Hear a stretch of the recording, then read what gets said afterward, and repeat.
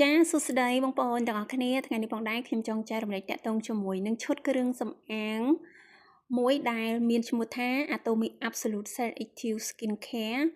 ដែលជាគ្រឿងសម្អាងប្រចាំប្រទេសកូរ៉េដែលទទួលបានពានរង្វាន់អធិរាជស្ដេចសេចុងដំបូងគេហើយក៏ទទួលបានពានរង្វាន់មកគាត់ដល់ទៅ4ជាប់គ្នាក្នុងផ្នែកគ្រឿងសម្អាងឧស្សាហកម្មដូចគ្នាផងដែរហើយឈុត Absolute នេះផងដែរមិនមែនមានលក់តែនៅប្រទេសកម្ពុជានោះទេប៉ុន្តែវាបានធ្វើទីផ្សារលក់ចែកចាយទូទាំងពិភពលោក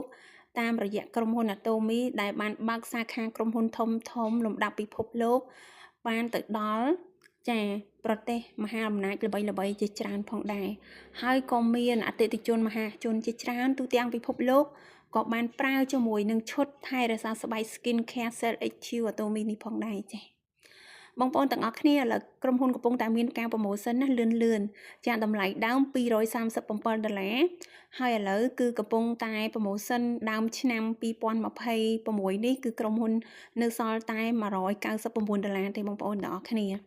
ហើយបងប្អូនទាំងអស់គ្នាដឹងទេថាអត្ថប្រយោជន៍របស់គ្រឿងសម្អាង Skin Care Absolute Selective Atomy នេះមានអត្ថប្រយោជន៍យ៉ាងណាខ្លះបងប្អូនទាំងអស់គ្នាគឺអាចនិយាយបានថាអ្នកដែលមិនទាន់បានប្រើជាមួយនឹងឈុតមួយនេះណាបងប្អូនគឺប្រកាសជាស្ដាយក្រោយជាក់ជាមិនខានដូច្នេះហើយតាបងប្អូនទាំងអស់គ្នាទៅស្ដាប់ប្រសាសន៍សម្ដីលោកអគ្គនាយកទាំងអស់គ្នា Let's go តើអ្នកទាំងអស់គ្នាដឹងទេថានៅក្នុងពេលបច្ចុប្បន្ននេះ Atomy គឺជាក្រុមហ៊ុនមួយដែលកំពុងរីកចម្រើននៅទូទាំងពិភពលោកនៅក្នុងអត្រាមួយដែលមិនគួរឲ្យជឿខ្ញុំក៏ចង់ប្រាប់អ្នកទាំងអស់គ្នាផងដែរថាកម្លាំងជំរុញដ៏ធំបំផុតដែលនៅពីក្រោយកំណត់របស់ Atomy គឺគុណភាពល្អផ្ដាច់និងតម្លៃល្អផ្ដាច់អ្វីដែលយើងធ្វើគឺយើងផ្គត់ផ្គង់ផលិតផលដែលមានគុណភាពល្អបំផុតនៅក្នុងតម្លៃមួយដែលគ្មាននរណាអាចប្រៀបបានបើទោះបីជាក្នុងលក្ខខណ្ឌដែលផលិតផលរបស់យើងមានគុណភាពដូចគ្នាទៅនឹងក្រុមហ៊ុនដទៃក៏គ្មានក្រុមហ៊ុនណាហ៊ានលក់តម្លៃសមរម្យដូចយើងដែរខ្ញុំសូមបង្ហាញជូនអ្នកទាំងអស់គ្នាលើកនេះចំនួននៃការលក់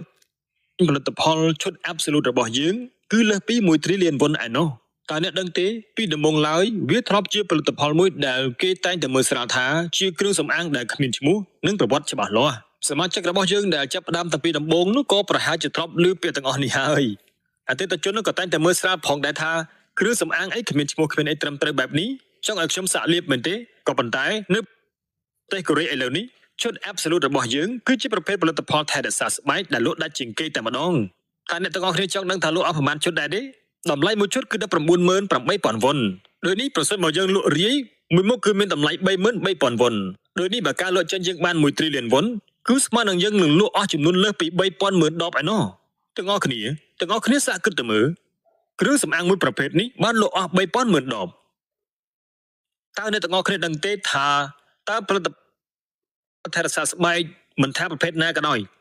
តើផលិតផលស្បែកមួយណាដែលលក់ដាច់ជាងគេនៅប្រទេសកូរ៉េក្នុងពេលបច្ចុប្បន្ននេះទេនៅក្នុងប្រទេសកូរ៉េមានក្រុមហ៊ុនគ្រឿងសម្អាងធំៗជាច្រើនក៏ប៉ុន្តែនៅចំណោមនោះគ្រឿងសម្អាងដែលលក់ដាច់ជាងគេបំផុតនោះគឺឈុត Absolute របស់យើងនេះឯងអញ្ចឹងវាមិនមែនជាគ្រឿងសម្អាងដែលគ្មានឈ្មោះគ្មានប្រវត្តិច្បាស់លាស់ដូចពីមុនទៀតនោះទេ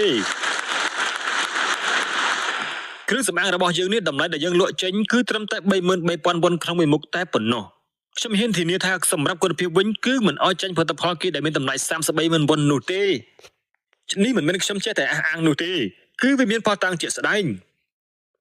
ជាការពិតណាស់ឈុត Absolute របស់យើងគឺទៅទទួលបានពានរង្វាន់ស្ដេចសេចុងនាពេលថ្មីនេះពានរង្វាន់ស្ដេចសេចុងនេះត្រូវបានផ្ដល់ជូនសម្រាប់តែអ្នកណាដែលឈ្នះចំណាត់ថ្នាក់លេខ1ក្នុងចំណោមបន្តច្នៃប្រឌិតពី10,000ទៅ15,000ស្ថាប័នដែលបានចុះបញ្ជីជារៀងរាល់ឆ្នាំប្រទេសកូរ៉េខាងត្បូងគឺជាប្រទេសមហាអំណាចបច្ចេកវិទ្យាឈានមុខគេរបស់ពិភពលោកការវិនិច្ឆ័យនេះគឺត្រូវបានកំណត់ទៅតាមប្រទេសណាដែលមានបតង់បានចុះបញ្ជីច្រើនជាងគេក្នុងមួយឆ្នាំ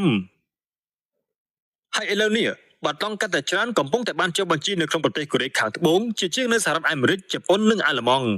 ទាំងអស់គ្នាពិចារណាទៅមើលទាំងនេះគឺជាវត្ថុលំដាប់កំពូលដែលកំពុងតែនាំមកគេនៅលើពិភពលោកប្រទេសណាដែលមានវត្ថុទាំងអស់នេះពួកគេនឹងអាចរស់នៅបានយ៉ាងងាយស្រួលប៉ុន្តែប្រទេសយើងនេះមានច្រើនរាប់មិនអស់ខ្ញុំសូមលើកយកជាឧទាហរណ៍មួយគឺ Smartphone យើងកំពុងតែគ្រប់គ្រងទីផ្សារ Smartphone ទូទាំងពិភពលោកក៏ប៉ុន្តែមិនត្រឹមតែវិស័យ Smartphone ទេយើងក៏នៅមានឧបករណ៍ប្រើប្រាស់នៅក្នុងផ្ទះទៀតមានគេសួរស្ត្រីមេផ្ទះនៅអាមេរិកថាតើក្តីសម័យនៃការរស់នៅក្នុងប្រទេសជឿនលឿននេះគឺជាអ្វី គេក៏បានឆ្លើយថាការដែលមានឧបករណ៍ដូចជា LG និង Samsung នៅក្នុងផ្ទះមានន័យថាការដែលអាចទិញទូទឹកកកម៉ាស៊ីនបោកខោអាវរបស់ក្រុមហ៊ុនកូរ៉េមកប្រើក្នុងផ្ទះនោះហើយគឺជាស្ត្រីមេផ្ទះដែលជឿនលឿនដូចជាកាលពីមុននៅក្នុងប្រទេសកូរ៉េផ្ទះណាដែលមានទូទឹកកករបស់អាមេរិក Mark GE ដែលមានទ្វារបិទបើកសងខាងគឺគេនាំគ្នាលាន់មាត់សរសើរពេញភូមិប៉ុន្តែឥឡូវនេះគឺវាផ្លាស់ប្ដូរហើយស្ត្រីមេផ្ទះនៅអាមេរិកចាប់ផ្ដើមពេញចិត្តជាមួយនឹងឧបករណ៍ប្រើប្រាស់ក្នុងផ្ទះរបស់ប្រទេសកូរ៉េវិញដោយនេះសម្រាប់គ្រឿងអេឡិចត្រូនិកប្រើប្រាស់ក្នុងផ្ទះគឺក្រុមហ៊ុន LG កំពុងគ្រប់គ្រងទីផ្សារពិភពលោកហើយតែតម្រុំមកដល់ចំណុចនេះពួកគេត្រូវចុះឈ្មោះបន្តរាប់មិនអស់ដើម្បីអភិវឌ្ឍផលិតផលដ៏ល្អបែបនេះឡើងមិនតែប៉ុណ្ណោះទេប្រទេសកូរ៉េក៏ជាប្រទេសដែលល្បីទៅលើប្រភេទថ្មដែលមានគុណភាពល្អផងដែរទីផ្សារ Bio ក៏ដូចគ្នាដែរទាំងនេះបញ្ជាក់ថាប្រទេសកូរ៉េគឺជាប្រទេសដែលមានឥទ្ធិពលនៅលើពិភពលោក